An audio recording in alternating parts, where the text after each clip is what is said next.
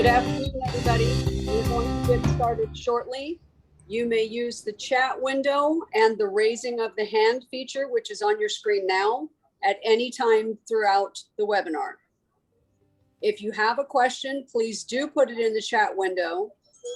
And remember that the question will be answered live, so your information will be shared among the group in this webinar. If you don't wish to do that, do not use the chat window feature. Kashif will be here in a few minutes. Thank you.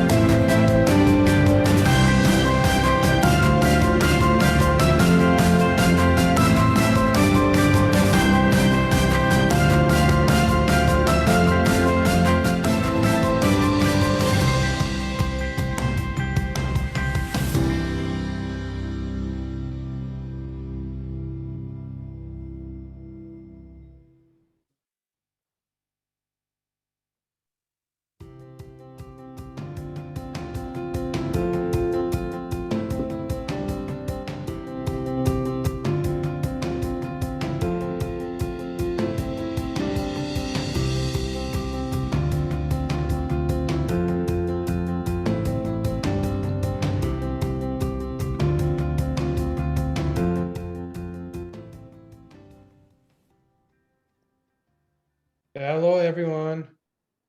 Welcome. Hello. Hi. Hello. All right. Good afternoon, sir. Good afternoon. And that, for everyone that doesn't know, is the wonderful Tracy Wood. Who else is here today? Let's see. All right. I think a couple of people might still be joining, sorry. Mine shows Craig Davis when I'm actually Reva Davis. That's all right. I'll try and remember that. Okay. And who's Craig? My husband. I'm using his account. Okay, cool. That's why it shows up with his name, Reva. Yep. Yeah. Okay. Now I think everyone's here. So anyone that hasn't been here before, yes, we call it coffee, but if you're on the East Coast, don't drink any. It's too late right now. At 6 p.m. Grab a gluten-free cookie with no sugar, and we'll have that instead. So the intention tonight is just, as you can see, anyone that's attended the report review sessions, there's sometimes hundreds of people that show up, so it's very hard to get personalized. Some people need help with coaching, like, there may be clinical issues or things where you're stuck or more time required, and so people move on to work with our coaches. And some people may just have one or two questions left that would just really help them move things ahead. And that's what the purpose of tonight is, just to give you more time to be direct with your questions and to allow me to be more fulfilling in the answers. So I'll give you guys the floor, starting with Mrs. Davis. Okay.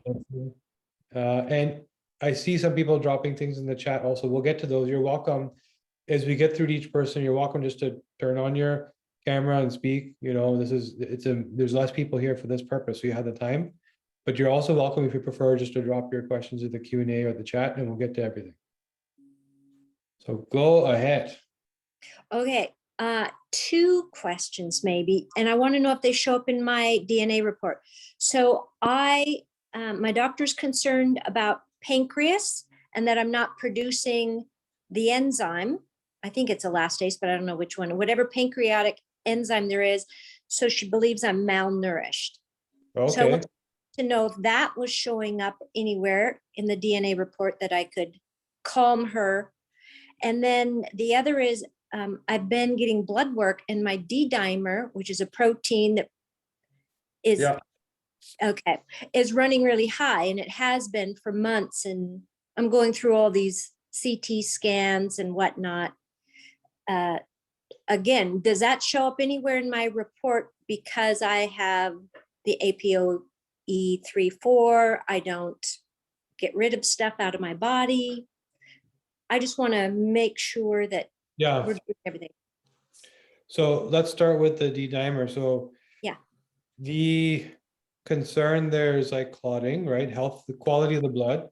Right. And so in today's reality, having gone through what we just went through, that's an even more, a bigger concern in the forefront of everyone's minds. Whether you got poked or bitten, either way, you know, there's an inflammatory protein that clots blood. Did not. Sorry? I did not get poked or bitten. Okay. All right, so you're one of the few.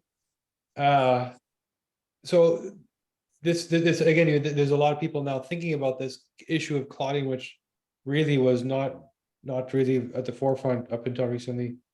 So there are things you can do in terms of supplementation. Now, in terms of the report itself, this is not a chronic condition per se. Chronic conditions meaning things that you don't have that you cause, right?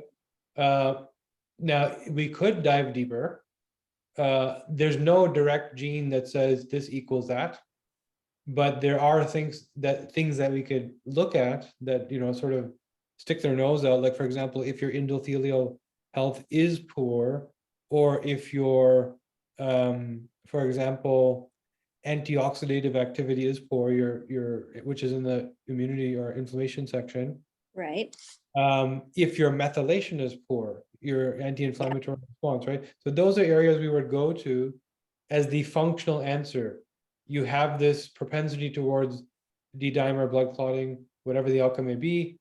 Is it noticeable, or is it like under the radar? That's where the functional aspect comes in. How bad is it, right?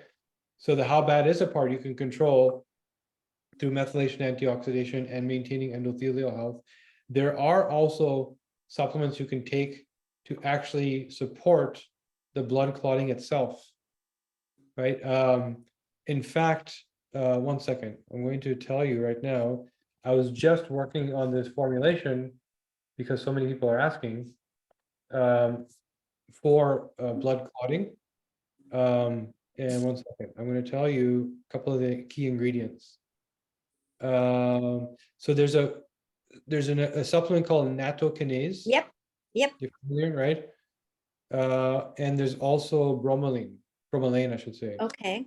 So the combination of those two, so if you do that in combination with antioxidation and methylation support, you kind of prime the terrain the best it could be, Okay. where irrespective of the condition you have, it's not going to be a problem per se. And this is not clinical language. This is me just Right. giving an example, right? Of like, you're going to put out the fire a little bit, Yep. right? So now there is a clinical answer, and doctors will tell you what to do. This is the functional side. How do I get the body in a state where this isn't a problem, right? And those are the areas you would go to: bromelain, nattokinase, antioxidative support, which means adding oxidants like vitamin C, like, and I would suggest the vitamin C being a slow release formula, so it's kind of trickling throughout the day, or you take multiple doses. And antioxidants like, there's urolithin A which we make a product called Mitochondrial Optimizer, which would really help you a lot. Or you can use a product called MitoPure, which we don't make. It's a third party. Yep. We don't sell it. You would buy it from them. Those are two good examples of mitochondria. So antioxidation is twofold: dealing with the actual oxidants themselves, which is things like vitamin C, right? Then they're supporting the mitochondria, so you don't make as many oxidants. And if you do both, you're kind of in the clear. So it's a multi-pronged approach you need so that the terrain is set. Now, in terms of the pancreatic function, that you both the examples you laid out today are not chronic in nature, meaning that there's a very clear, like, these are rooted in inflammation. Now we got to deal with the inflammation. That's chronic disease. These are actual these are conditions that need management. Very different, right? So the one thing you can do to take the load off if you're not doing well with pancreatic health is there's a gene called FUT2 in the methylation section, which helps support enzymatic activity, so digestive enzymes. If you're not doing well there, which you're likely not, which is maybe why you're not, okay. So that's why your pancreas is struggling a little bit, because you're already not doing well. And if you're eating a lot of plant type foods, a lot of beans, lentils, legumes, kales, a lot of the stuff that people say are hard to digest, it's going to put even more of a load. Right. Right. So what I would say is twofold. You're probably already doing this, but adding the right digestive enzymes to every meal to take the load off of your gut. There's a product that we support, meaning that we've used it, vetted it, and think it's great, called Mass Zymes from a company called Biooptimizers. I think we can actually, on our team, anyone here, if we have a promo code or anything, we can let everybody here know. Oh, we do. There you go. Yes, sir, we do. Okay, so that one is the magnesium breakthrough. That it's a really good product also. The particular product, Michael, is the Mass Zymes, if we have a link to that. So in fact, just use this code, DNA code, on any of their products and you'll get a discount. Okay. The other thing that may help is they make a product called Biome Breakthrough, which heals the gut lining. And the reason I say this again is because if you haven't had great pancreatic activity and you haven't had the right enzymes to help you break down your food, your gut's probably in a dysbiotic state, whether you know it yet or not. You maybe even have leaky gut, right? So, and that will compound these problems you're experiencing. So you want to repair that. So they have a product called, Biome Breakthrough, which you take on an empty stomach in the morning for 3 months-ish. I've used it to heal my gut and it worked. And that's kind of the compound of it. So know that the foods that are hard to break down are not good for you. You need digestive enzymes. Because your FUT2 gene is off, it's why you're struggling even more, and it's like a symptomatic issue. Is this recent, or how long has this been going on? For a year. For a year? Okay, so fairly recent, right? Meaning it's not you were born with it, it's like the last year, which means that it was caused and it's reversible. So if you focus on healing the gut, supporting with enzymes, eliminating foods that, like all the vegans, plants, and consider a carnivore diet for 5 or 6 weeks, right? And like yet my genetics say I should be a vegan. your FUT2 gene it's off, it's the GG. It's AG. AG, so it's a little off. So you're kind of in the middle where you could do well and do not so well. And carnivore, I don't mean as a longitudinal direction, but more like as a therapeutic tool. Okay. 6 weeks, right? Allow the gut to heal, allow it to, and you may just want to add some fiber. Yep. So that's kind of what I see and think in a nutshell, and try that and see how you feel. Super. Thank you. No problem. All right, I see Pat Shaughnessy.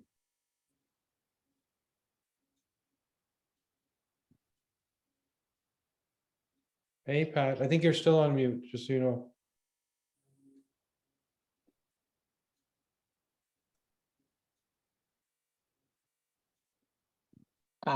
There, now can you hear me?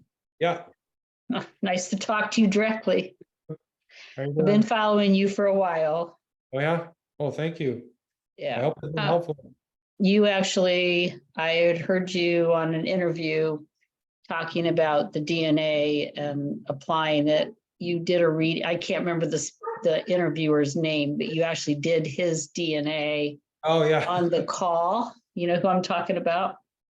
I've done that a few times, so I'm thinking of who it may be if it was recently, but It we've was done that. just this year. It was like after February. It was sometime February, March, April, somewhere in there.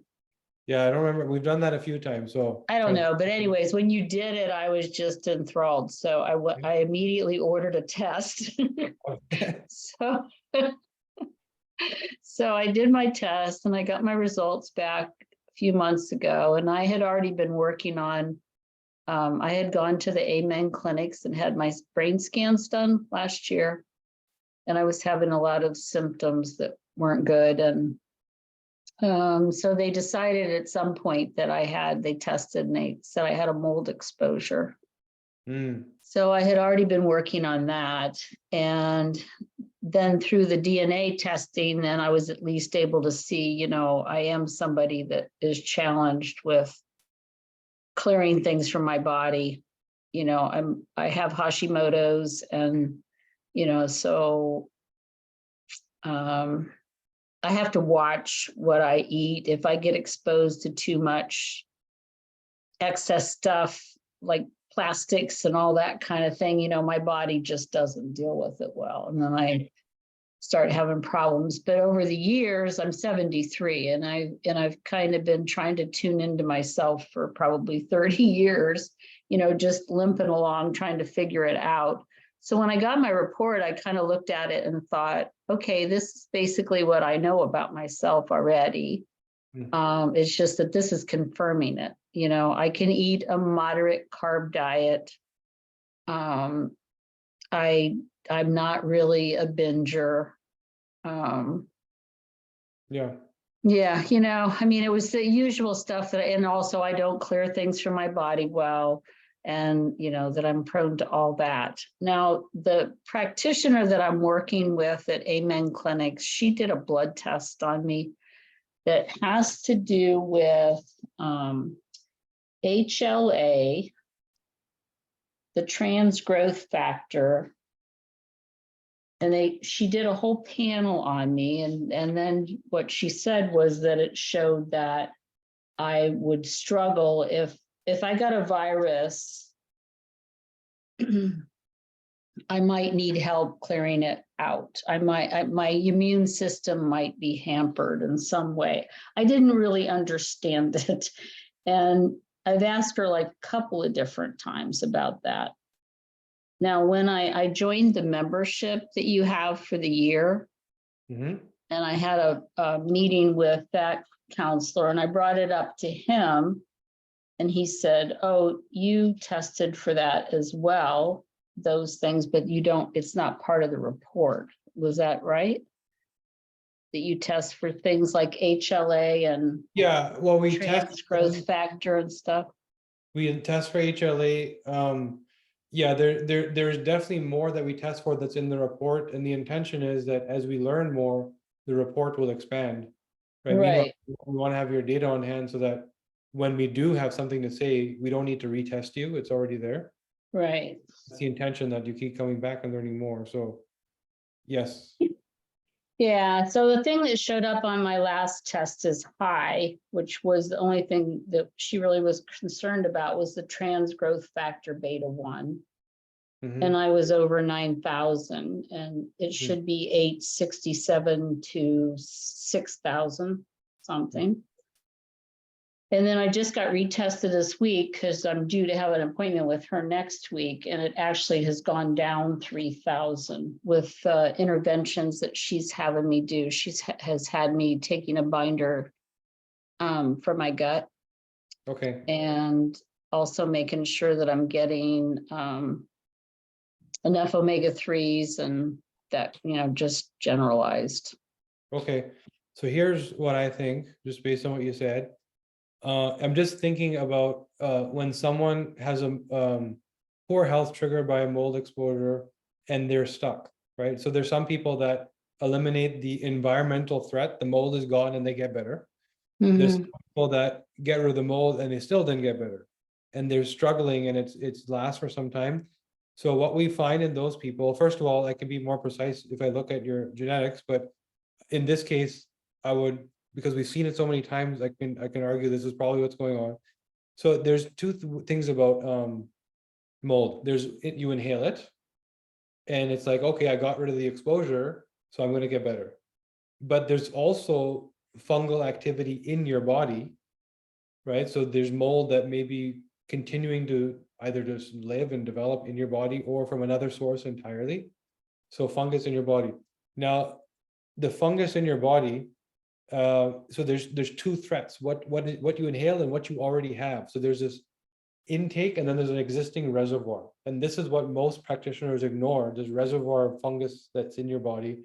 The solution, so you said you're like gone low carb, you literally have to go 0 starch and sugar for about 2 months. And what happens is fungus uses carbs and they sort of cultivate themselves through it, and they go, there's a process called hydrolysis where you take a carb and you convert it into a sugar like glucose, like a simple starch, right? And the fungus starts to do this for you, and in that process creates mycotoxins. So the problem isn't the mold, it's the mycotoxin that comes out in the mold Mhm. thing, right? So this is how we still don't really understand mycotoxins fully. Think of mycotoxins as kind of like the mold's pee or the mold's gas. It's the byproduct of metabolism, right? And so it's not a new thing, it's something that it produces. And the fungus in your body is doing the same. So the fungus in your body is using sugars and starches, hydrolysis, turning them into glucose for their own benefit and use, and in that process creating mycotoxins. And often when you're only working on the, oh, I inhaled some mold and I was exposed, and ignoring what's deep inside, you never fix that problem. This is where we see people that are stuck get unstuck.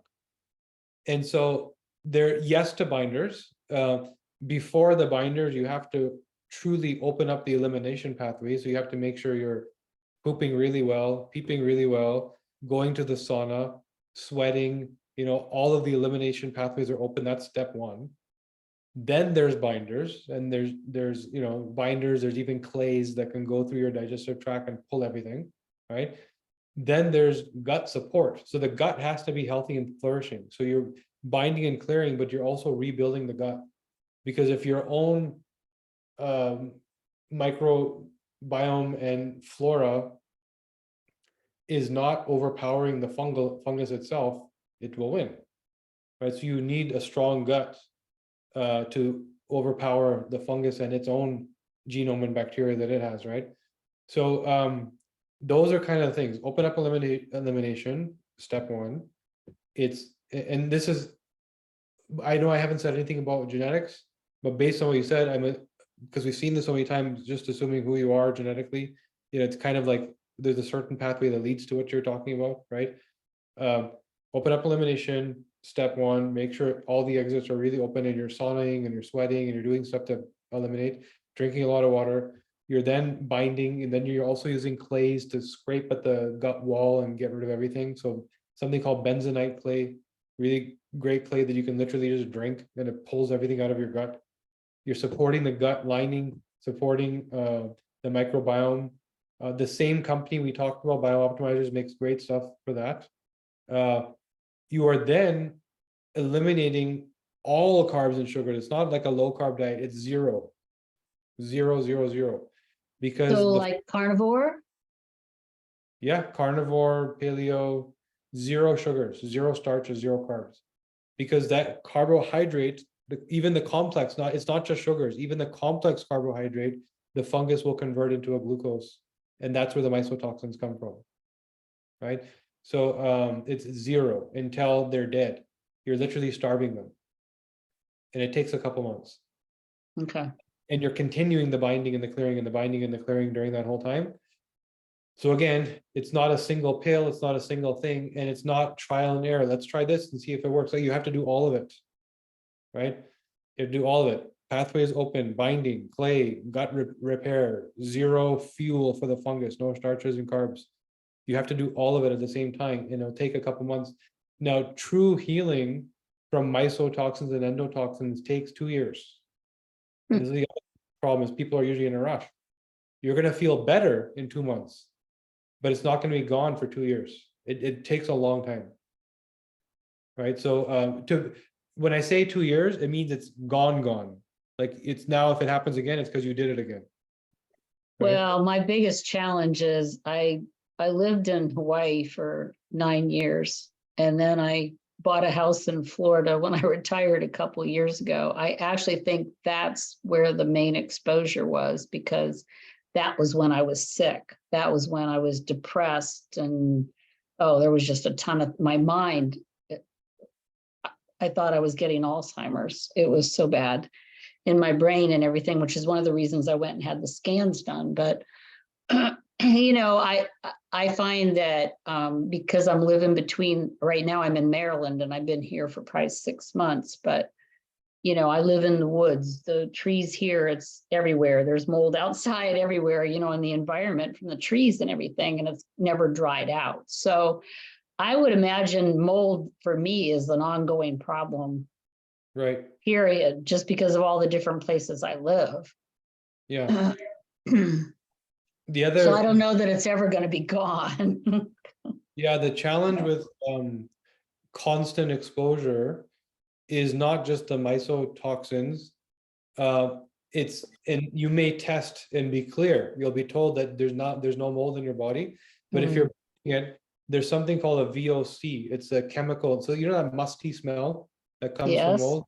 That in itself is a bigger problem than the mold and the mycotoxin, which doesn't get spoken of because you can't test for it. You can't test if it's in your body or not. Right. Nobody's developed a test yet, but Right. it's shown that if you look at areas that have this higher level of VOC, asthma is like 5x in those neighborhoods, right? There's certain parts of New York where the asthma is just like 5x basements and stuff. So the VOC, or the chemical that it's like benzene and these really toxic chemicals that come out of the VOC. So constant exposure. So the mold and mycotoxin is giving you that inflammation, brain fog, all these problems. The VOC is like slowly poisoning you. It's a different problem, right? So constant exposure is not the best idea. And if it is a constant exposure, then you need to be constantly detoxifying. Right. So all of what we talked about for the mold, none of it was detox, right? It was all about healing the gut. For the VOC, you need to support liver and bile. So for the VOCs, you need real strong liver support. We make a product called Detox Optimizer, but you probably need more than that. NAC, glycine, combine those two, right? Okay. You probably need to really do a liver flush, like a full out liver fast and flush, right? So 2 problems to solve. The mold is all of what we talked about. Then the VOCs, or the off gassing, the musty smell, that's like liver support, and like acute liver support, like get in there and fix it. Right. Yeah. So that's what you got to do. Yeah. You gotta So make, I have an appointment with her next week, and I almost feel like I'm at a standstill. It was like I got improvement with doing what she suggested at the beginning, and then it's almost like I backtracked a little bit. Now my brain is still good. I'm not having the brain fog and stuff that I had last year, but and the depression and things, that has all lifted. But yeah. So most clinicians ignore the fungus inside. They're thinking of it, and they also aren't aware of the VOCs. So ask these questions. That's where you're stuck. Yeah. Guaranteed they're not being worked on. And we already discussed how to work on them. You just got to tell her you learned this. Right. And ask for her support to implement. Okay. All right. Yeah. Thank you. All right, no problem. All right, I see Sarah from, it looks like Kentucky. Oh, you're on mute. Sorry, Sarah. Okay, There you go. I'm ready. All right. Is that right? You're in Kentucky? Yes, I'm 3 hours from Lexington. Okay, cool. We have a lab there. We have a Yeah, I lab there. know. When I Yeah. mailed the thing in, I was shocked that it went to Lexington, and then I ordered some supplements and they came from Nicholasville. So Yeah, you could have just dropped them off. it was really neat. All right, so how can we help you, sir? Well, when I was about 5, I fell down the steps at my home, and I fell down like 12 steps onto concrete and landed on my head. Okay, and my nose probably got a little, twist and turn from that. But then about 35 or 6 years ago, I was in Nashville and I fell onto concrete, 10 feet onto concrete. And I landed on the back. I was unconscious for 5 hours. Hmm. And I have recovered from it, as far as I can tell, fairly well. But I thought I heard you say one time that you all were working with concussions. Yeah. And I wondered if there were any tests I could get, because I've often wondered what being unconscious has done, if anything. I mean, I've read my results and I'm very pleased with that. I understand parts of me I've never understood before, but I was just wondering about it. So the gene that you're looking at is BDNF in the mood and behavior section. Mhm. And that's the gene that drives neuroplasticity. How efficiently does your brain develop new neural pathways? Mhm. And based on that, you'll know how efficiently you recover from concussion. Because what is recovery? It's developing or replacing the damaged neural pathways with new ones, or just repairing them, right? So Mhm. BDNF will tell you how efficiently you do that. I think the GG is a good version and AA is bad, and AG in the middle is not so good, right? So if you're doing that well, typically, if it's not a major traumatic brain injury, people will recover and that concussion goes away. When you're AG or AA, it can be something that lingers, or you just take a lot longer to recover before you reach full recovery. And in that case, you need to add habits that help you with what we call neurogenesis, development of new neural cells. Mhm. There's two aspects to that: the neurogenesis itself, and then the mitochondria in the brain. And you have to work on both. Okay, So well, it's I started sorry? taking the mitochondria, the Mito Pure, about Oh, good. 4 months ago. Yeah. And there is such a difference in Yeah. my whole body. And then also, just so you'll know, I started taking lion's mane 6 months ago. And there was a part of pressure I've had in my head since I had that concussion, and it's Yeah. gone. Yeah. And So I'm, you're literally doing the couple of things that I was going to say. You're doing them, which is great. MitoPure prompts mitophagy, development of new mitochondria, which is one of the key ingredients you need for brain development. And Mhm. lion's mane is really good at developing new neural pathways. That it actually looks like a brain, a bunch of fibers and neurons. It's amazing. I didn't Amazing. know how much pressure I had till it left Yeah. after a while. So now that's the supplement side, right? Mhm. But also, we make something called BDNF Optimizer, which is Mhm. it's a whole fruit coffee extract. So it's not the coffee bean or caffeine; it's the actual fruit of the coffee plant. I ordered it, but I You've haven't ordered- started taking it yet. I'm Okay, so getting when you ready take to. that, you're going to Mhm. see an additional benefit because it doesn't work on the brain. It works on boosting your BDNF gene, which Oh, okay. which then innately drives neurogenesis. So the gene becomes more efficient, Mhm. and the instruction is that you're lacking is there. Or if you have a good instruction, it just makes it better. So it increases the gene expression. The other habits you can adopt to increase the expression of BDNF is evening sauna. So minimum 3 days a week and minimum 20 minutes per session. Mhm. Sauna is a potent upregulator of the BDNF gene, which again drives neurogenesis and brain repair. Mhm. You'll notably feel a difference. It will change your mood. It will change your thinking, even your brain resilience the next day. You'll notice it. Let me ask you a question. I Yeah. can go to the sauna, but I'm here on my farm with all my pets and stuff. And on a day, I sweat a lot. when I'm out doing chores.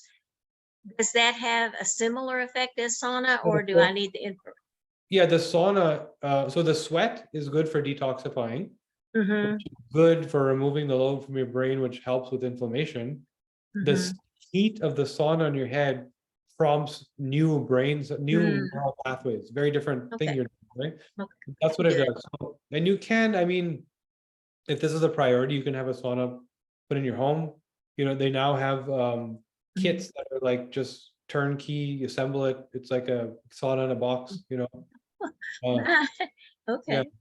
And but a proper, you know, sauna Mm-hmm. that gets hot, you know, nothing recreational, like a proper sauna. Yeah, 3 times a week, 20 minutes a day. The other thing is, and that's the minimum, right, for it to be therapeutic. Mm-hmm.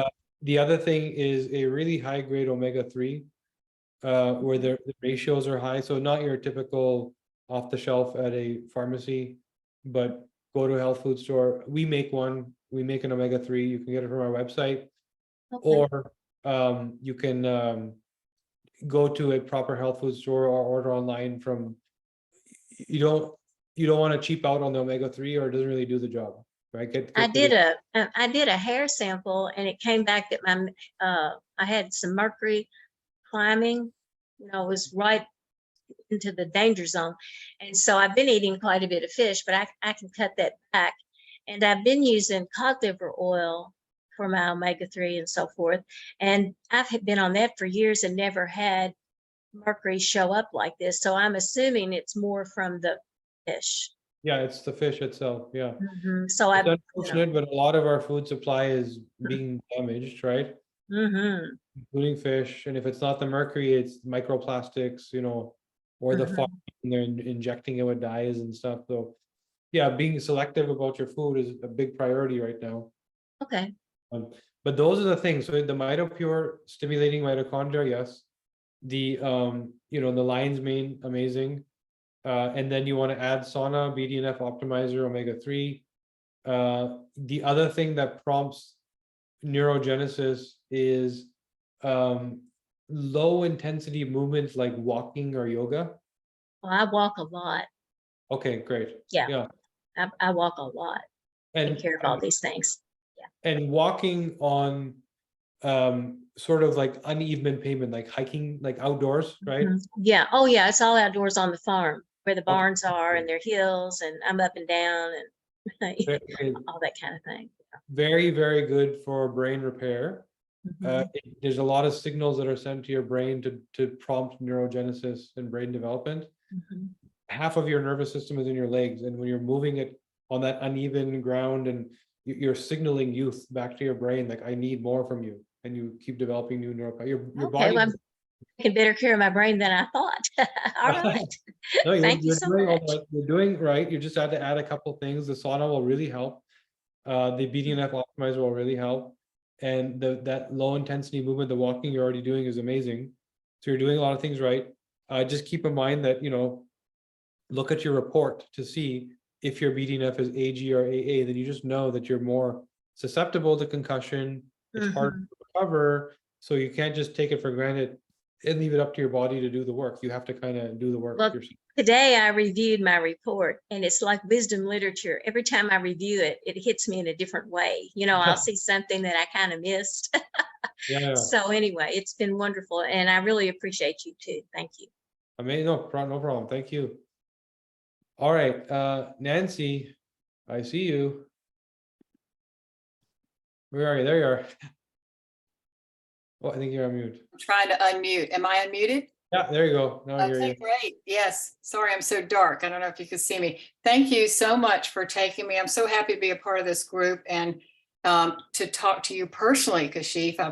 I've followed you as well on all the social media. And it was fascinating to get this report from you. It's amazing what all y'all know now. I mean, it's just, I just can't get over it. I think I'm most excited about the idea that, now with DNA, where at least it's not the inevitable situation. In my case, I had a father, not only heart disease, but had ALS. I had a mother who had Alzheimer's, grandmother had Alzheimer's. I have the APOE gene, but I'm a 3/4. And with even all that, doing everything I can, to be healthy, been working strength training over a year, diet. I do the blood work. I've been doing inside tracker. I've been testing with biome to get the gut, the microbiome in the gut in order, and everything I can. And then I was going to ask you a couple of things about whether I should or should not be doing these. But of course, I've been doing intermittent fasting. I've also been doing the, I had a brain mapping done. And so then they started me on the photobiomodulation with the red light therapy. And so I'm kind of doing this every other day. So my first question is, how do you feel about that? Do you think that is a good thing? And it's really, according to my neurologist, just preventive, because I went ahead and did a complete memory assessment, and they said my memory is great. So there's nothing. I wanted to create a base when things do go south. So I'm just curious what your thought is first on that.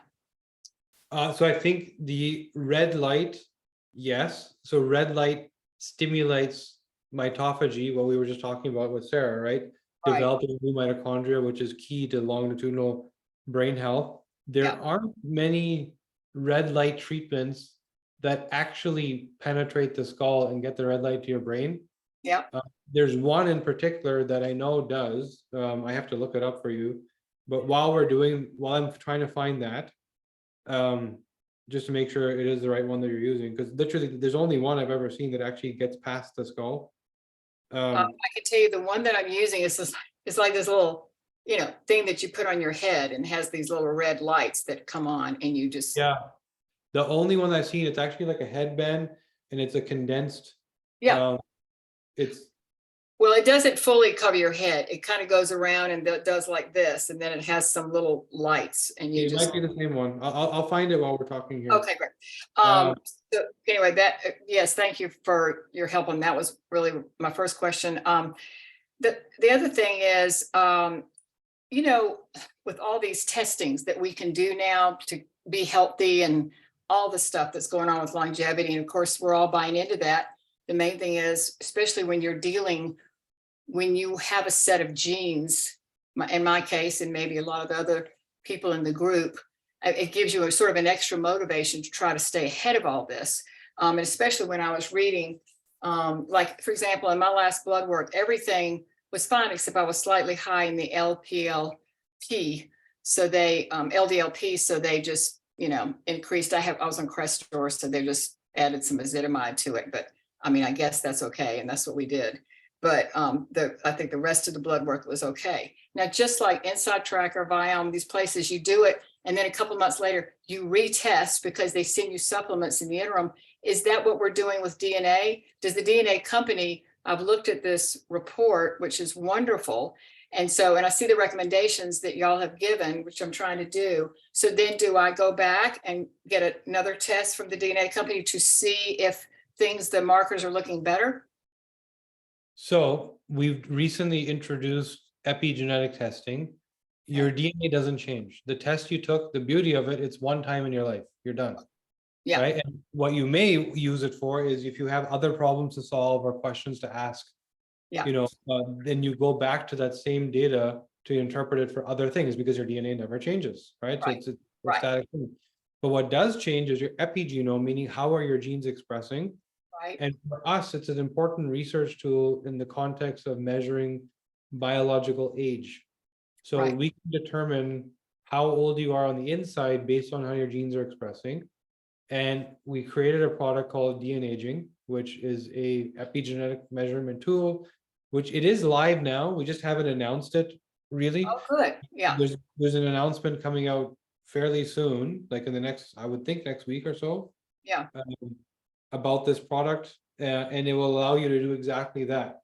Now, Okay. you are already doing a lot of great stuff. Yeah. Right. Yeah. So the delta value for change may be a little smaller for you than somebody that's on day one, right? You've already yes. done great work, Yeah. but there's never no room for improvement. There's always something that can be done, right? So Yeah. Well, one thing that I just don't understand that well, and probably everybody does, and I'm the only one that hadn't figured this out, is the DNA methylation. Because just like with blood work, Inside Tracker, it was great. I'm 10 years younger. I got all excited. Then I get a report back from Tally Health was like, oh no, my DNA was methylation, whatever, however they test that. The biological age was not, I'm 71 and it was like 68. So what is that? I'm trying to understand what that is and how I can change it. So remember, there's no such thing as biological age, meaning Okay. that I know what chronological age means. Yeah. It means this is the day I was born, and that's how many days I've been alive.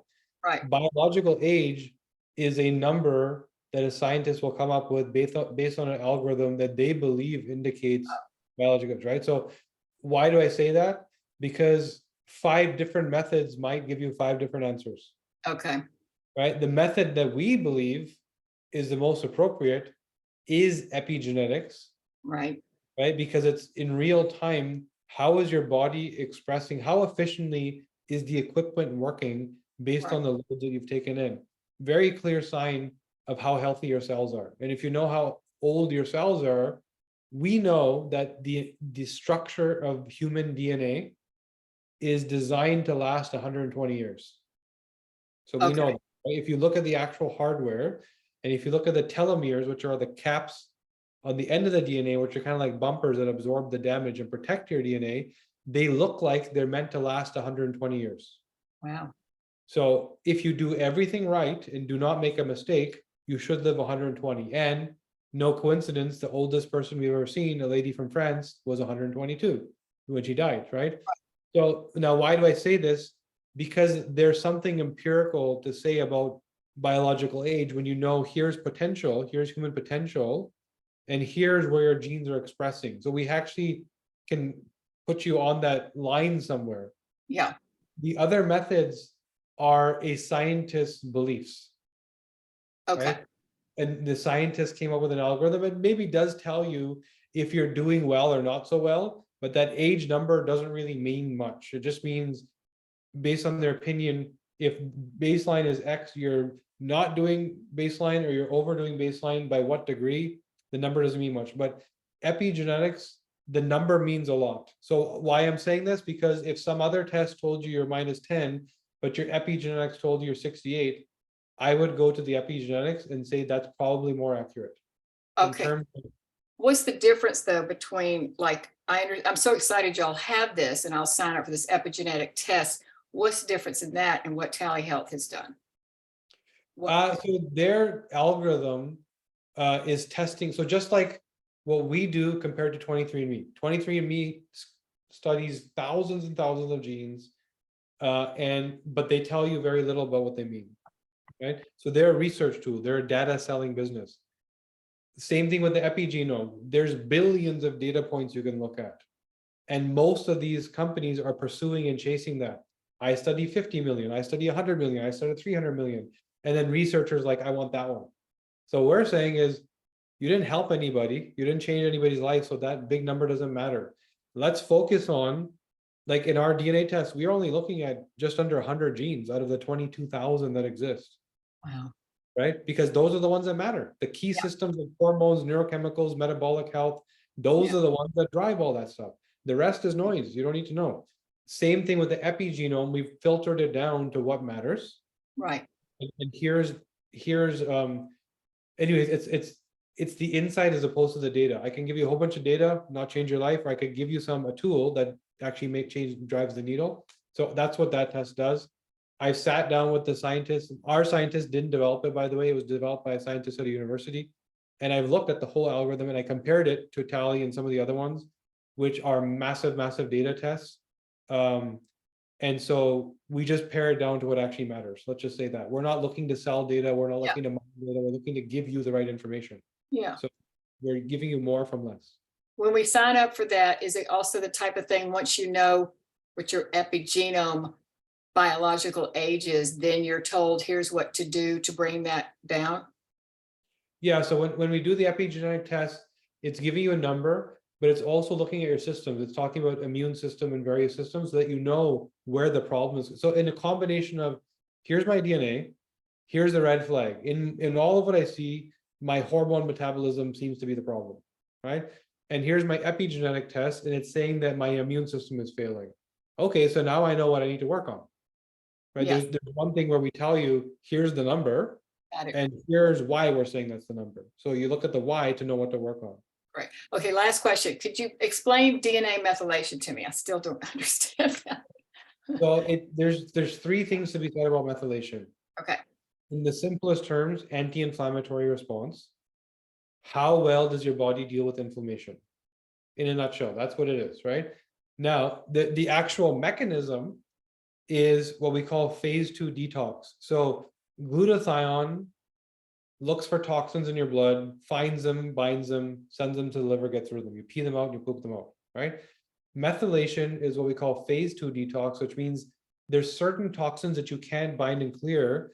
They are not water soluble. So a methyl group, this is the science, gets sent and attached to the toxin, converts it into something that's water soluble, and then you can actually pee it out.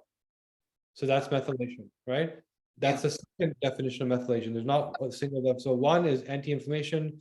Two is methylating toxins in phase 2 detox to make them water soluble. Third is your genes are constantly expressing based on inputs. So here's my genome. You have your results.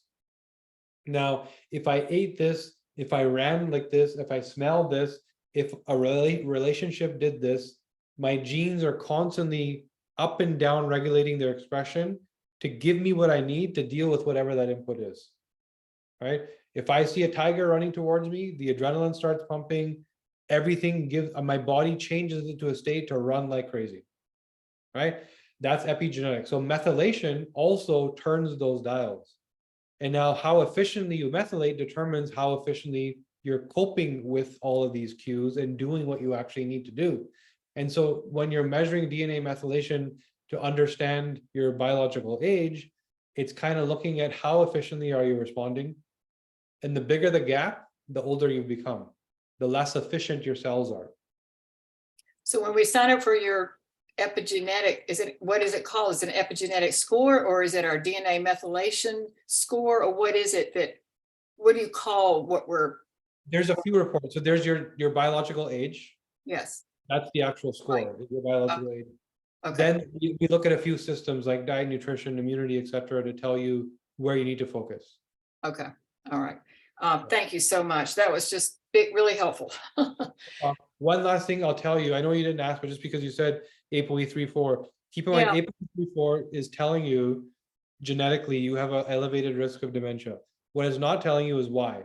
ApoE is a lipid transport gene and moves cholesterol around your body. So if you don't have the good version, you're not efficient in transporting cholesterol, which means you're more likely to develop amyloid plaque in your brain, plaque buildup, cholesterol buildup. But the reason that cholesterol is sent there in the first place is inflammation. Okay. What your ApoE is telling you is you don't respond well to inflammation in the brain. Which Okay. is telling you do not have inflammation in your brain. And so you need to look at what would cause that, which is your gut, leaky gut, your insulin response, your hormones, your toxic hormones. You have to look for hormone toxicity. So what are the things that would cause inflammation? Because if I deal with those, I'm never going to have the inflammation for the cholesterol to be deployed where the ApoE even moves.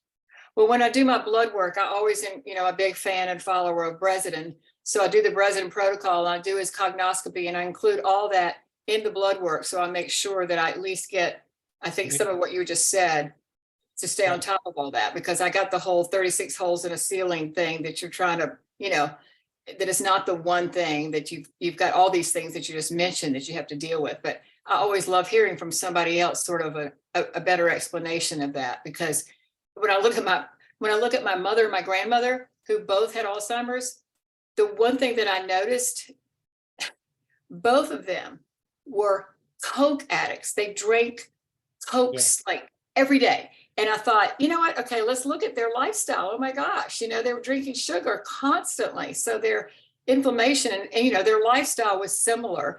So I know that there's got to be, a lot of that if I delete, hopefully it would prolong this illness. That's it. 35 grams of sugar per can. That's Alzheimer's juice, like Alzheimer's. Yeah. All right. Thank you very much. Okay. Nancy, number 2, Nancy Griffith. Oh.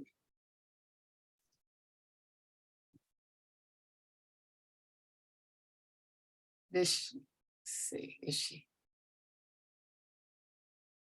Are you there? I see her name. Oh, I better unmute. I'll unmute. Yeah. Nancy, if you're not ready, Stephanie, you can jump in.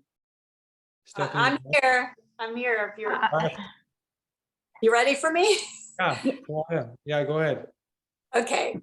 Well, okay. I was just recently, about a month ago, I had a kidney stone. And what I had done in the past few months was upped my I got my results back, and of course my vitamin D is awful. I mean, I have all the bad genes for it. I have Cipro R1GG, GCAC, and VDRCT. So I have, you know, you guys said that you don't process vitamin D well. And so I said, I'm going to up it. So I went from taking 5,000 to 10,000. And I had done that for a few months or a couple months or so. And I also upped my vitamin C because I just heard that, you know, I heard Gundry say, you know, good to have vitamin C all day. So I started upping my vitamin C. Well, I went in, did the testing, and they said I had calcium oxalate stones, and my calcium and the oxalates were both high in the urine. And I also noticed, which is strange, that and recently in my thumb right here, this little, like a little bump, like I don't know, I'm guessing it might be a calcium deposit, and where I grab things, like, so maybe there's like an injury there and it repaired, that just popped up, like along with the kidney stone stuff. And I've just noticed, I mean, it's just very subtly larger than this one, but and I just and then I did realize that you said you should take it several times a day. But how does the vitamin D interact with like, I don't understand, like, how could it have my doctor said, you probably should, you're taking too much vitamin D and too much vitamin C, and they didn't specifically, but they insinuated that's probably the cause of your kidney stones. You get, don't take vitamin C and D. And then they put me on some, well, they said to take a supplement that was, oh goodness, like a citrus type of supplement with, I can't think of the name of it, but Is it potassium citrate, a Okay. potassium citrate type supplement. But I know I need a lot of vitamin D. My results show it. And so is it just that I was taking the 10,000 IUs one time and I wasn't splitting it up? Or, I mean, could that have been the reason? I don't know. Do you understand anything about Yeah, for sure. There's a few things going on there. So you're step one, you're not converting D2 into T3 efficiently. The CYP2R1 gene, you said the first one, right? So you Right. don't do a good job of making D3. Then you also don't transport it well, and you also don't bind it well. So all three steps in your vitamin D pathway are broken, you're saying, right? Mhm. So Yes. 10,000 IU is probably the right dose, but there's a couple of things you have to do. If you're taking 10,000 IU at once, because you don't transport and bind, you're not using it efficiently, right? So out of the 10,000, you might be using 2 or 3 at the most. And so your body will then store it in fat, which actually may cause you to retain fat. It wants a place to put it. It's a fat soluble vitamin, so that's where it ends up going. Now the challenge is that is a high dose. That is the dose you need, but it is a high dose. So what you need is K2, vitamin K2. I take that too, but only take 100. I was just taking like 100 milligram thing. You probably need more. 1 second. I'm just going to look up something because I have a note here about that. That's the challenge. And yes, if you have too much vitamin D, well, first of all, you need to split it so that your body is actually using it, right? So in your case, if you're all three steps are broken, you might want to take it minimum 2, but some 3 times a day if you can. Do not go past 3 p.m. because it will disrupt your sleep. Okay. And 1 second. I'm just looking up something. Oh, not actually opening.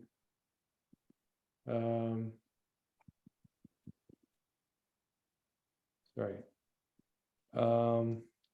So we have 100 milligram per 1,000 IU. Oh, Yeah. wow. Okay, that, That's our formula. But let me, before you running and doing that, okay. let me get you the right answer in terms of dosage, right? I'll get you the right answer. Perhaps if you don't mind, drop your email in here and we'll get you the answer, right? Okay. So that's one. You have to split minimum twice a day, ideally 3. And I know it's hard to do it that much, but breakfast and lunch, it's easy to remember, you know, with each meal, breakfast and lunch. You do not want to go past 3 p.m. because it will disrupt your circadian rhythm and clock and keep you awake at night. It's a daytime vitamin, so your body, if you will get confused and think it's daytime. And you need Right. the K2 and you need the right amount of K2. I will tell you what that amount is. I have a number in my head, but because you already have the stones, I want to be precise about it, right? Now, the other factor is your kidney function is regulated by a gene called ACE2. In the report, we talk about it in the context of hypertension. Now, keep in mind that this is in the cardiovascular section, by the way. We are limited in what we're allowed to say in the report by FDA and Health Canada, meaning that we're giving you as much information as we can, but there's some stuff that they consider diagnostic, clinical, that we're not allowed to say unless we intake you as a patient. Gotcha. Right? So a doctor can't send you an email saying whatever. They have to sit with you, consult you, and there's a process. So we know more. For example, we know that the ACE2 gene also regulates kidney function, but it's not in the report because we're not allowed to say that. So now, how does it regulate kidney function? How may that be affecting your stones? We talked to a lot of people here today. Your particular case is where it would advise you might work with our functional genomic coaches because of the nature. You're already experiencing the stones, so you're Okay. already way off. So everybody else, it's like, here's your answers, you're good to go. Your case, I would recommend. Sorry. So that's okay. The ACE2. I will tell you, yesterday I just sent blood work to Gundry. So Oh, cool. Okay. he can, I know, isn't that cool? He can figure that out from the DNA stuff, right? So he is somewhat versed with our report. He's been through the process. He's a patient, let's say, right? So he is somewhat versed with what we do. If you're working with him, you can give him the report. He'll be able to utilize it. Okay. Let him know about the vitamin D pathway, which he's already familiar with. He already understands how we think there. He can probably recommend to you how much K2 to take. I can also make a recommendation. I was just going to look at it since you're already in, you're already manifested the conditions. I just want to be careful about that number. So Right. comes up, but he's really good at pulling research papers and looking up exactly what's worked, right? He reads a lot of research papers. So same thing with the ACE2 gene. He would be able to look that up and tell you exactly how that's affecting your stones and what to do about it. So if you're working with him, great. If you get stuck, this is a place where, because you're already presenting a condition, and because it seems kind of finicky, like if your vitamin D is a little off, all of a sudden you get stones, your body's needs work, right? So we can support there. I just would recommend, it's not a self-serve, here's the answer, go ahead. It's more like, let a coach work with you because it needs to be monitored closely, Okay. right? Thank Yeah, very easily, a little bit this way, a little bit that way, you're could cause a problem. That's why I'm suggesting that. Thank you. That's what I was wondering. Yeah. Right. So so Gundry is great. He understands our stuff. If he needs help, he can email us. Like, we talk regularly anyway. Good. You can look up the ACE2. He understands the vitamin D. And if you need support, if you still feel stuck, our coaches can help. Okay. That's wonderful. Thank you so much. I'll use it. Right. Thank you. Okay. Is Nancy Griffith still here? Yeah. Oh, there you Can go. you hear me? Hey, Yeah. Nancy. Hi, thank you for taking my questions.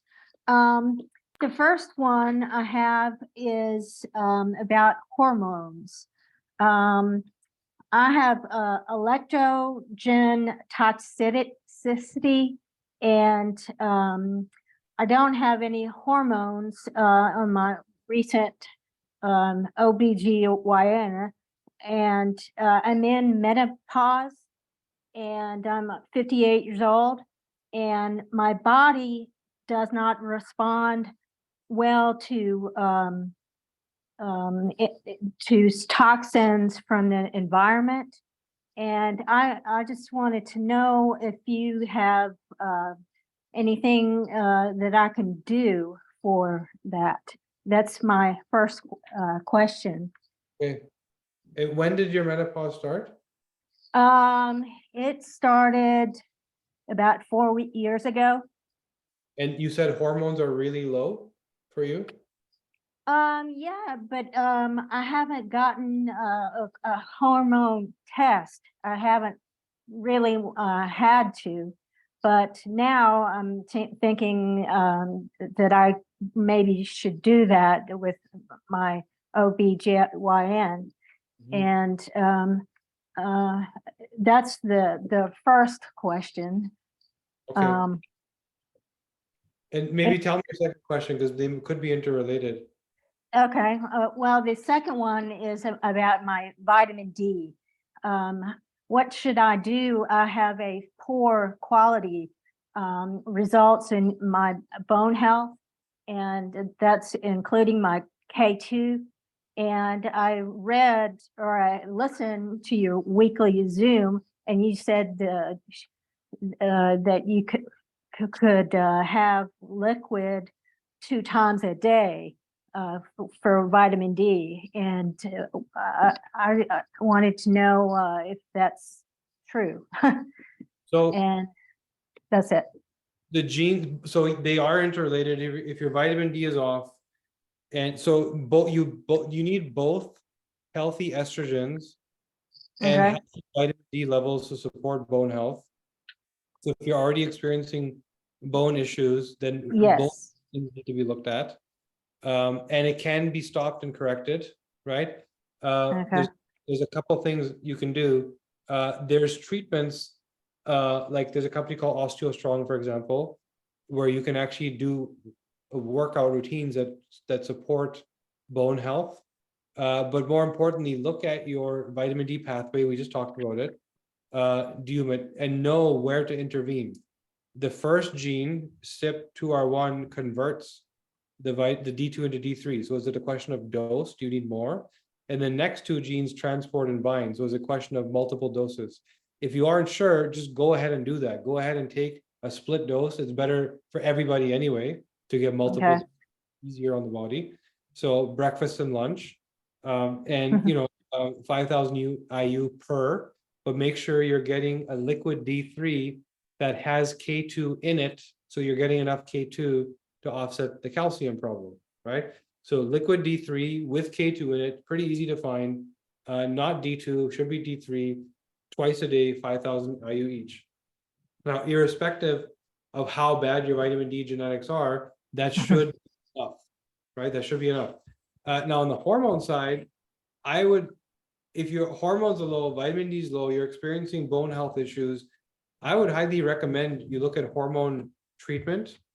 Not everybody is a candidate for hormone treatment and should be on it. The only red flag is you said you had some estrogen toxicity. That was, I think, the first thing you said. So there's a bit of a risk in taking hormone treatment when your net metabolite is toxic, because it can cause inflammation. So you need someone that really knows what they're doing. We work with someone, Dr. Stephanie, who understands the genetic side and also understands the hormone side. I would recommend you probably connect with her. Maybe someone from our team can drop in here how we do that. Okay. I would recommend you look at that, because you're already experiencing bone health problems. You have estrogen toxicity, hormones are low. You are a candidate that needs guided hormone replacement, but the guided part is very important, because if somebody doesn't know what they're doing, they could fuel that estrogen toxicity and make you even more sick, right? Okay. So I think that's the overarching answer for you is BHRT, bioidentical hormone replacement therapy. And on our side, we'll, there was a note just dropped in there to contact Amy at the DNA company, Amy Partridge. Okay. She can connect Dr. Nielsen and she can Okay. send hormone protocol. I really think that that's what you should be doing. Okay. Yeah. Thank you very much. No problem. Monica.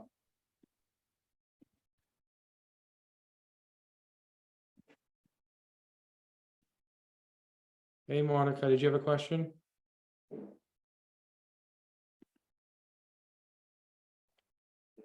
If Monica's not ready, we can jump to Linda.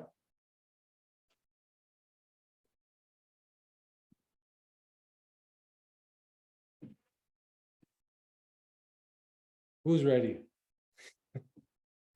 We got Linda, Monica, Sandy, and Brandon. Is it Brenda? Sorry. I'm ready. All right, let's do it. Hi, nice to meet you. I actually heard you on a podcast with Andrea Donsky, Yeah. and so because I was going through perimenopause at the time. I'm now menopausal. It's been a whole year, and I just wanted to understand what I was going through, what I was feeling, and tried to figure out what I could do about it. So since I heard the podcast, and since I've heard, a lot of what you do, I have taken your test. Obviously, I've taken a Dutch test, and just a little bit about what I was feeling is all over the place, in so many different aspects, right? I was dealing with high stress. I was dealing with anxiety. I was dealing with weight gain. I was dealing with just so many different things. And I'm an active person. I work out a lot. And so I was like, why am I gaining weight? And I eat the same, and I'm very conscious about what I do. I'm very, very active. By working out a lot, I'm talking about 6 days a week, combination of cardio, of yoga, of walking, of, Pilates, which is a little bit more strength training. And so I was just, beyond confused as to why I was gaining weight. In addition to, what I think is the worst of all the symptoms, aside from the weight gain, is the hot flashes, night sweats and hot flashes. So I was very, very curious, took your test, now how do I interpret your test in terms of, what can I do? So I did go since then on a very, very limited, strict diet to lose some of the weight, which now I feel better. But, and I'm trying to maintain a good, healthy diet so that I don't gain weight back. But the Dutch test results did show that I have low estradiol, low progesterone. My testosterone is within range. But then I read your report and I have estrogen toxicity, I am co-dominant, and so I don't know if any form of, hormone replacement therapy is good for me or not. And that's one of the things that you did discuss with her, is like, for some people, it's just not an option, because of the toxicity and other things. Yeah. So it is beneficial. And the question is where and how do you intervene? So when there's certain people that get on these calls, and what the way they've been given their hormones is a big no-no. Yeah. It's just a blanket answer of like, give everybody estradiol, right? Yeah. And that doesn't work. The personalization is key. So I think there's a path for everybody. Mm-hmm. There's certain people like yourself who are co-dominant and estrogen toxic, where we have to be more precise. Yeah. And it's not a blanket, here you go, right? There's more to it. So that's where I would say that, again, I guess the answer that I also, Nancy, is like, Dr. Stephanie has been trained on our functional genomics and has been doing hormones for, many, many years and knows us really well. So that's what's needed, is somebody that has the experience. So I'm not a doctor, I can't prescribe Mhm. hormones, right? That's the gap, because we need somebody that can actually prescribe. So, but prescribe with the functional thinking in mind. For example, we may consider putting you on estriol instead of estradiol. It's not as potent, but it doesn't feel estrogen toxicity. Mhm. Or it might say that, okay, you need some estradiol because of how bad the hormones are. We don't know until we look. So let's support your detox pathways to clear the estrogen toxicity. Yeah. So it's not a singular, let's just add this. It's like looking at the full cascade, and there's 3 steps of the cascade: dominance. Yeah. What do you think? Right? Quality, the toxicity, if it's there or not, and then clearance or elimination pathways. So between 3, we determine where to intervene, what do you actually need, how much. Yeah. Right? We can be a lot more precise. So I'm happy if you want to talk to Dr. Stephanie, I'm happy to give her my perspective on your Okay. hormone, right? So I can chat with her and say, here's what I see.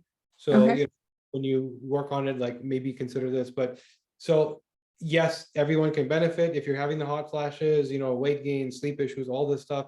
You don't have to have those things. It's just the question about being precise to make sure that you're not hurting yourself, you're not also getting the benefit because of what your body's doing with what's added. Yeah. Right. So that's probably the best way to go about it. Is I think Tracy dropped in the chat a way to contact Dr. Nielsen. Somebody from our team will connect her. Okay. And if you do end up doing that, I don't mind, you know, just taking a review at your stuff and giving her my 2 cents about what you're doing genetically, so she Okay. can implement that into the. Where is she? Where is she located? I think Utah-ish. Okay. Somewhere around there. Utah, Yeah. but United States. Yeah, Arkansas. I was way off. Okay, it's okay. I think of somebody else. Okay. Okay, that's great. I would love to talk to her. Now the other side on the, you know, more diet stuff. I have poor response to toxins and proteins, suboptimal microbiome, you know, my methylation is suboptimal, and I'm missing the GSTM1 gene, both copies. Like, Yeah. does that interfere in everything that I just said? Like, you know, that in combination with a lot of my There's hormones. 2 separate problems. Okay. So GSTM1 is a primary detoxifier of the gut. Yeah. And you also, this is why it's telling you, not specifically proteins, but the way we cook proteins, they usually end up getting charred and burnt. Okay. And so it's about the carcinogenic activity of cooking protein. So it's not the protein itself. It's the, you know, the Western style of burning your meat, Yeah. barbecue, and all that stuff, right? So we actually like those char lines. That's part of our culture. Yeah. That stuff is highly carcinogenic. So the reason why we point that out is because of the way we cook and the way we overcook meat, that it is with your 0 ability to detoxify the gut, is allowing those carcinogens into the body, causing inflammation, right? So there's 2 things to consider. Is you have to think about food beyond the ingredients. Okay. You have to think about processing. You have to think about packaging. Yeah. You need to think about drying chemicals, natural flavors, all these things that are added that aren't necessarily even on the label, right? There's things that are used to process foods. You have to start learning about all that stuff. It's not Okay. easy because you won't find the information in the grocery store. For example, I was talking to Tracy, who's on here a couple of weeks ago, about a process where if you buy an apple in a store today, it was usually plucked from the tree about a year before. Oh. 1 year. And they use chemicals to keep it in that fresh state because they need to make sure there's enough inventory in case there's a catastrophe forever. So there's chemicals that are used to keep this stuff fresh. And then there's another chemical used to remove it before it hits the store. And now it rots in 2 weeks, right? So there's things like that that aren't listed anywhere that you have to be careful of because you have 0 gut detox. Okay. So as close as you can get to pluck it from a tree and shoot it with a gun, you know, that's what your diet should look like because of the inflammation being caused. So separate problem. Just think about that your gut has 0 first line of defense. Wow. And so what can I do aside from what you just said? Is there anything to help with the? So I don't know if you were here for the beginning of the call where we talked about supporting the gut. You should probably do that. So supporting the gut lining, which is a product from BioOptimizers called Biome Breakthrough. Okay. So Biome Breakthrough is you should be doing that regularly, like maybe a couple times a year for a couple of months each time. It's just rebuilding the lining. you should think about adding enzymes to take the load off of your gut, right? To help you break down food faster and more efficiently. And you should think about detox supplements like NAC, glycine, milk thistle, selenium. These are all things that help you remove toxins from your blood because you're letting them in. So you need more support getting them out. Okay. Okay, Yeah. great. Thank And you. check your liver. Ask your doctor to look for fatty liver. They usually aren't looking unless it's too late. Stay ahead of fatty liver. Fatty liver. Okay. Yeah. I actually, it's funny that you say that because what was I doing? They did some test and they said, oh, fatty liver, and they said, but everybody has that. You don't have to worry about it. But it was just like a minor blip on some chart. And like, you don't have to worry. It always comes up like that. I'm like, really? The reason why it always comes up like that is not because it's normal, is because our food is so abnormal. It's the high fructose corn syrup, it's the folic acid, it's our food is giving everyone fatty liver. So because 90% of the population has it, doesn't mean it's normal. It's because 90%, the CDC will tell you that only 5% of Americans are metabolically healthy. They know we're not healthy, so it's not normal. Okay. I will watch it. Thank you. Yeah, no problem. All right, we have left Linda, Monica. Are either of you there? And if you have no questions, it's okay. If you're here just to listen, that's fine also. But the floor is yours if you do have questions. And I think there was also Sandy. So Linda, Monica, Sandy, if any one of you has a thought or question, the floor is yours. If not, I'll just keep going here and see if there's any questions on the chat. No. So you have Amy's email there. This goes back to Brenda and Nancy to connect on the hormones. It's in the chat box. And let's see. We had an admin question here that was solved. And BioOptimize, you see a link there. It seems like a lot of people today had things that require support of the gut. So go to the BioOptimize. There's one other company, by the way, called Microbiome Labs that also makes great stuff. The reason we like BioOptimizers is they're thinking more functionally. They're really solving the root problem as opposed to masking the symptom. You don't often find that, and it's because they're users. They were athletes before they became a supplement company, so they made what they needed. That's why they do a good job. Microbiome Labs also does a really good technical job in terms of bioavailability and delivery. So that's why we like their product also. So, okay, Monica, Sandy, Linda, we're truly here just for the coffee part. And I hope you enjoyed it. Any other thoughts or questions in these last 9 minutes? Yeah, Nancy, yeah, go ahead. Trying to unmute. Okay. I actually also watched that. It was such a great podcast that you did with Steve Gundry. Oh, and yeah.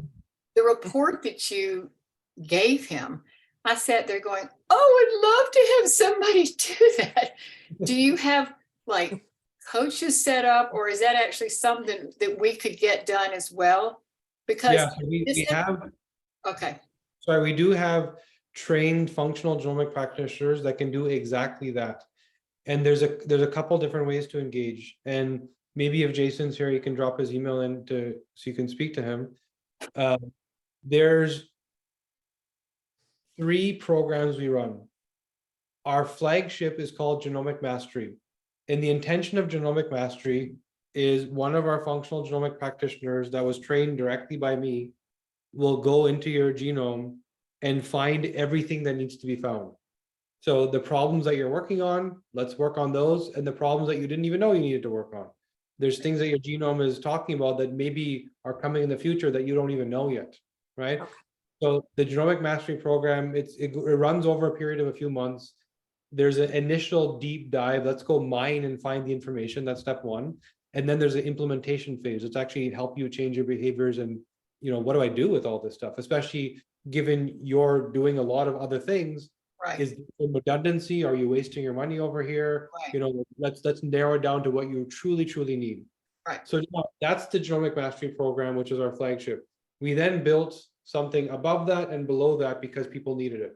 The above that is more expensive, more work, and it's clinical in nature. So a medical doctor leads it, which means we can order blood work, et cetera, et cetera. And so it's still a 3-4 month program. We don't believe like a visit can do much, right? It's if we're not going to actually get you the outcome, we haven't delivered the promise on why you came to us. So it's these program modalities.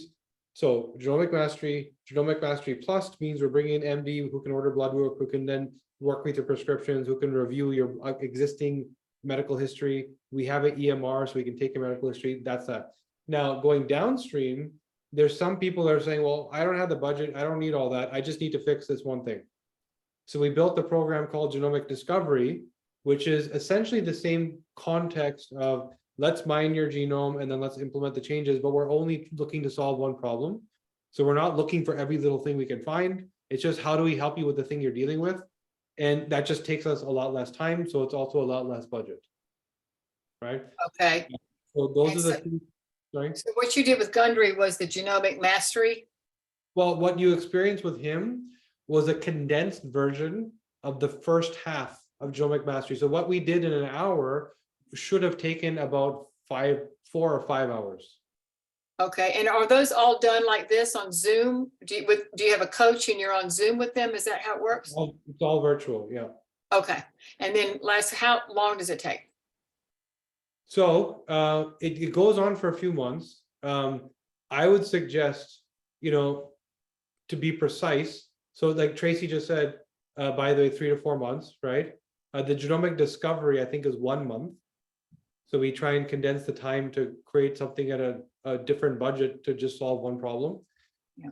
So that's a 1 month program. And again, the genomic discovery, the Genomic Mastery Plus is all of what we said. We're just also adding medical time.